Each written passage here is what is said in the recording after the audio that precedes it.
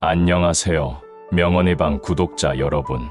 오늘은 명언을 통해서 인생의 지혜를 알아보겠습니다. 분야에서 당신이 보이는 실적과 기여, 해법 같은 것들 말이다. 하지만 일단 리더가 되고 나면 그 사람의 성공은 다른 사람을 어떻게 키우느냐에 좌우된다.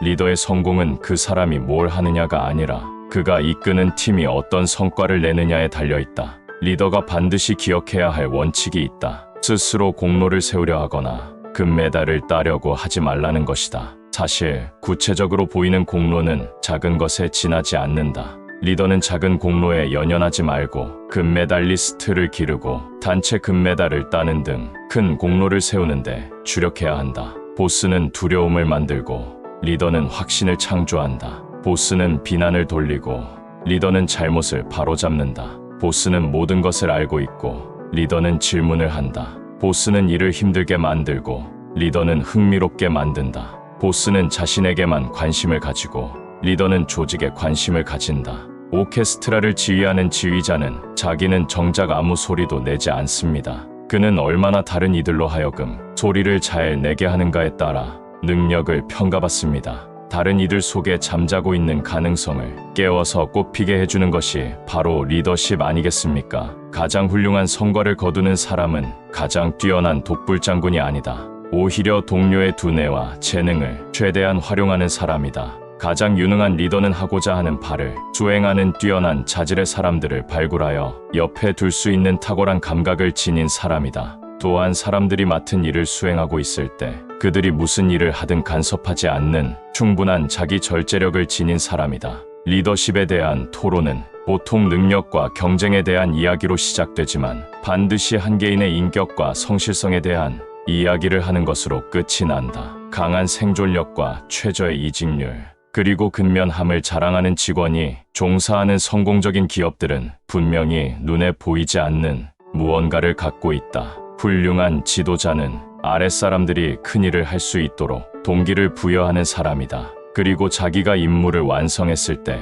백성들 입에서 마침내 우리가 이 일을 해냈다고 자랑스럽게 말할 수 있도록 하는 사람이다. 리더는 다른 사람을 최우선시함으로써 맨 앞에 설 자격을 얻는다. 다른 사람을 자극하는 것이 리더의 주된 임무이다. 다른 사람들이 최고가 되지 않고서는 리더 역시 최고가 될 수 없다. 유능한 리더는 사랑받고 칭찬받는 사람이 아니다. 그는 그를 따르는 사람들이 올바른 일을 하도록 하는 사람이다. 인기는 리더십이 아니다. 리더십은 성과다. 못된 지도자는 백성들이 경멸하는 사람이요. 뛰어난 지도자는 백성들이 존경하는 사람이다. 위대한 지도자는 백성들이 아무나 할 수 없는 일을 했다고 말하는 사람이다. 리더십 개발이 중요하다. 그러나 그보다 결과가 더 중요하다. 인적 자원에 대한 투자도 중요하다. 하지만 그보다 결과가 더 중요하다. 책임도 중요하다. 그러나 그보다 결과가 더 중요하다. 경영자는 시간을 알려주는 사람이 아니라 시계를 만드는 사람이다. 한 번만 시간을 알려주는 사람보다는 그가 죽은 후에도 계속 시간을 가르쳐 줄 수 있는 시계를 만드는 사람이 훨씬 가치 있는 일을 하는 사람이다. 뛰어난 아이디어를 가졌거나 카리스마적인 지도자가 되는 것은 시간을 알려주는 것이고, 한 개인의 일생이나 제품의 라이프 사이클을 뛰어넘어 오랫동안 번창할 수 있는 기업을 만드는 것은 시계를 만드는 것이다. 리더로서의 능력은 개인적으로 이뤄낸 성과나 재직하고 있는 동안에 그 팀이 이뤄낸 것으로 판단받지 않는다. 당신의 사람들과 그 조직이 당신이 없어진 후에도 잘해내고 있는가에 의해 측정된다. 사람들은 헌신하지 않는 리더를 따르지 않는다. 헌신은 책임을 완수하기 위해 스스로 선택한 노동시간과 자신의 능력을 개발하기 위한 노력, 그리고 동료를 위한 개인적인 희생을 포함한 모든 부분에서 드러나는 것이다. 사장은 모든 종업원들의 걱정을 자신이 모두 짊어지겠다는 각오를 해야 한다. 걱정하는 것이 사장의 역할이다. 사장이 걱정 없이 여유 있는 모습을 보이는 회사는 존재할 수 없다. 사장은 항상 걱정하고 대책을 강구하는 것에서 보람을 느끼는 존재여야 한다. CEO는 직원을 내보낸다든가 프로젝트 지원을 중단한다든가 공장문을 닫는 등 어려운 결정을 내려야 할 때가 있다. 어려운 결정을 내리면 불평도 나오고 저항도 있다. 리더가 할 일은 그들의 말에 귀 기울이고 자신의 입장을 명확히 설명하되 밀고 나가는 것이다. 리더란 인기상을 타려고 경합하는 것이 아니라 앞서서 이끄는 사람이다. 공직선거에 출마할 필요는 없다. 이미 뽑혔기 때문이다. 사람을 화나게 만드는 것도 리더의 임무 중 하나다. 리더십은 인기 경쟁이 아니다. 아무도 화나게 하지 않고 모든 사람을 다 만족시키려고 애쓰는 것은 범인이나 할 법한 일이다. 인기에 영합하는 리더는 맞설 필요가 있는 사람들에게 대항하지 못한다. 그리고 업무 실적에 따라 보수를 주지 못하고 현 상황에 도전하는 법도 없다. 그리하여 결국 조직 내 신뢰감과 성취도를 떨어뜨린다. 당신의 능력은 당신을 위해 일하는 직원들이 가진 능력 이상도 이하도 아니다. 바로 그것이다. 군자가 백성을 대할 때는 마땅히 먼저 나의 성품에 편벽된 곳을 찾아 바로잡아야 한다. 유약함은 강하게 고치고 게으름은 부지런하도록 고치고 굳센데 치우친 것은 관대하도록 고치고 완만한데 치우친 것은 위엄 있고 용맹하도록 고쳐야 한다. 사람을 사랑하되 그가 나를 사랑하지 않거든 나의 사랑에 부족함이 없는가를 살펴보라. 사람을 다스리되 그가 다스림을 받지 않거든 나의 지도에 잘못이 없는가를 살펴보라. 행하여 얻음이 없으면 모든 것에 나 자신을 반성하라. 내가 올바를 찐데 천하는 모두 나에게 돌아온다. 리더십이란 성실하고 고결한 성품 그 자체다. 리더십이란 잘못된 것에 대한 책임은 자신이 지고 잘된 것에 대한 모든 공로는 부하에게 돌릴 줄 아는 것이다. 훌륭한 리더는 결과가 나쁠 때에는 창문 밖이 아니라 거울을 들여다보며 자신에게 책임을 돌리고 성공했을 때에는 거울이 아니라 창문 밖을 내다보며 다른 사람들과 외부 요인들, 행운의 찬사를 돌린다. 늘 배우는 자세를 잃지 마라. 지식이란 절대로 고정되거나 완결된 것이 아니다. 배우기를 끝내면 리더로서의 생명도 끝난다. 리더는 결코 자신의 능력이나 지식 수준에 만족해서는 안 된다. 리더는 조직의 거울이다. 직원들은 자신들의 행동 방식, 심지어 사고 방식까지도 리더를 판단의 기준으로 삼는다. 어느 정도로 헌신적이고 얼마나 노력해야 하는지, 어느 선까지 예의를 갖춰야 하고 얼마만큼 정직해야 하는지 등을 모두 리더의 모습에 비춰 결정한다. 리더는 직원들의 인생과 성공에 큰 영향을 끼칠 수밖에 없다. 먼저 백성을 즐겁게 하고 자기가 백성의 앞장을 서면 백성에게 힘든 일을 시켜도 백성은 자신들의 노고를 잊고 분발한다. 즐거워하는 마음으로 앞장서서 위난에 뛰어들면 백성은 자신들의 죽음을 생각지 않고 걸기한다. 즐겨한다는 것은 위대한 힘을 지니고 있다. 백성들을 격려하고 분별하게 만든다. 아이젠하워 미국 대통령에게 친구가 리더십이 뭐냐고 물었다. 아이젠하워 대통령은 실을 책상 위에 갖다 놓고 당겨보라고 했다. 그러자 실이 당겨서 팽팽해졌다. 이번엔 이걸 한번 밀어봐라고 했다. 아무리 해도 실은 밀리지 않았다. 아이젠하워 대통령은 리더십은 자기가 앞장서서 솔선수범하고 자기 희생을 하는 데서 나온다는 것을 보여주었던 것이다.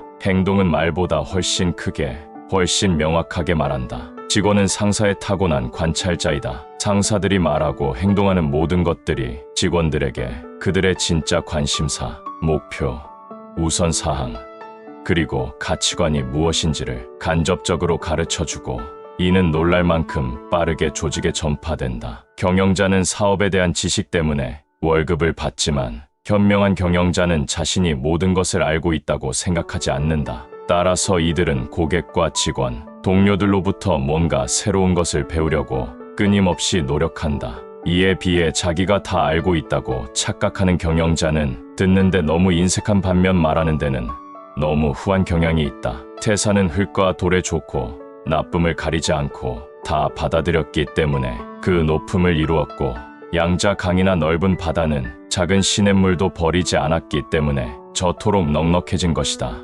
21세기 기업가나 정치가는 성직자에 준하는 고도의 도덕성을 가진 사람이 아니면 안 되며 경영자의 도덕성이 기업의 성패를 좌우한다. 좋은 리더는 책임질 때는 자기 몫 이상을 지고 공을 세웠을 때는 자기 몫 이상을 다른 사람에게 돌린다. 엘리트 관료 집단의 본산인 대장성에서는 노골적인 불만이 표출되었다. 단학하는 1분도 안 되는 취임사 한마디로 우려와 불만을 일거에 해소했다. 여러분은 천하가 알아주는 수재들이고 나는 초등학교 밖에 나오지 못한 사람입니다. 더구나 대장성 일에 대해서는 깜깜합니다. 따라서 대장성 일은 여러분들이 하십시오. 나는 책임만 지겠습니다. 프랑스 철학자 몽테뉴가 남미의 인디안 추장 일행을 만났을 때 이러다. 그가 추장님, 당신의 특권은 무엇입니까? 라고 묻자 추장은 이렇게 답했다. 전쟁이 일어났을 때 맨 앞에 서는 것이지요. 만약 모든 게 잘못되었다면 내 탓이다.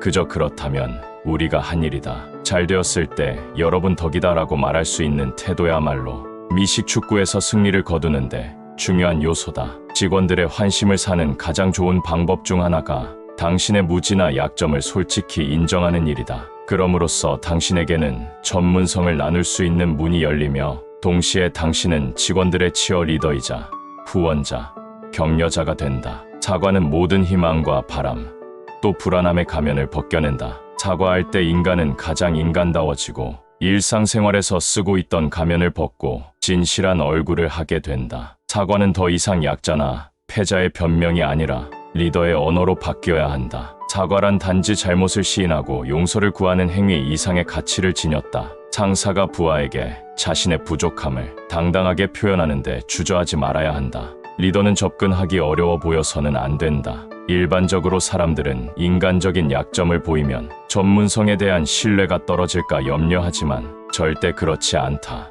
인간적 약점은 비즈니스에서 가장 저평가되고 있는 자산이다. 이는 우리 모두가 인간이라는 점을 알게 해준다. 경영자의 성공 요인과 실패 요인에 대한 조사 결과 중 가장 큰 실패 요인은 다음과 같이 나타났다. 첫째는 다른 사람들에 대한 둔감함, 마찰, 협박, 괴롭힘이고 둘째는 다른 사람들에 대한 냉담함, 무관심, 거만함이었다. 나는 결코 그런 사람이 아니라고 생각하지만 이유를 생각해보니 짐작되는 것이 하나 있습니다.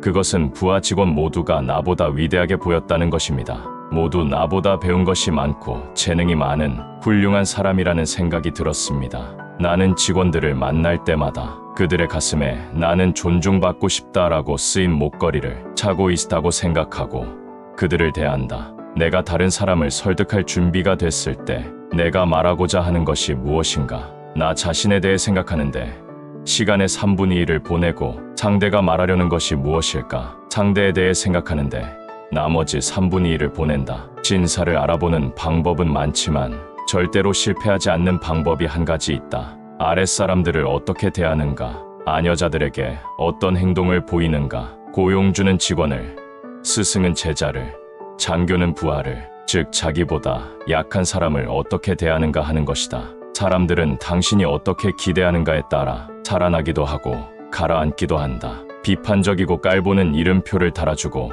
부정적으로 기대하면 그에 준한 행동을 하게 되고 부정적 반응을 촉발하게 된다. 굳이 낙인을 찍어야 한다면 긍정적인 모습을 부각시키는 이름표를 붙여주자. 대부분 리더는 사람들에게 자신이 준 점수에 따라 대한다. 직원을 보통 수준에 오라고 생각해 5점 대우를 한다면 그들은 그에 걸맞게 행동한다. 모든 사람은 인간으로서 가치를 가지고 있다. 존경과 존엄성을 갖고 대우받을 자격이 있다. 낮은 실적을 보상하라는 말이 아니다. 사람들은 당신이 해준 만큼 행동한다. 10점 만점으로 그들을 대우하면 그들은 10점으로 보상할 것이다. 위대한 감독은 선수들로 하여금 자신이 생각하는 것보다 훨씬 더 우수한 선수라고 믿게 만드는 재주가 있다. 그는 선수들에게 자신이 그들을 믿고 있다는 사실을 알게 한다. 자기가 얼마나 우수한지 깨달은 선수는 자신의 최고 기량에 미치지 못한 경기에 만족하지 못하게 된다. 많은 경우 당신이 무엇을 말해야 할지 알 때보다 무엇을 물어야 할지 알 때 더 큰 영향력을 행사할 수 있다. 자신이 말하는 동안에는 아무것도 배울 수 없다. 나는 남의 이야기를 들으면서 많은 것을 배웠다. 대중에게 다가서는 지름길은 그들에게 혀를 내미는 것이 아니라 귀를 내미는 것이다. 내가 상대방에게 어떤 달콤한 말을 한다 해도 상대방 입장에서는 자기가 말하고 싶어 하는 얘기에 절반만큼도 흥미롭지가 않은 법이다.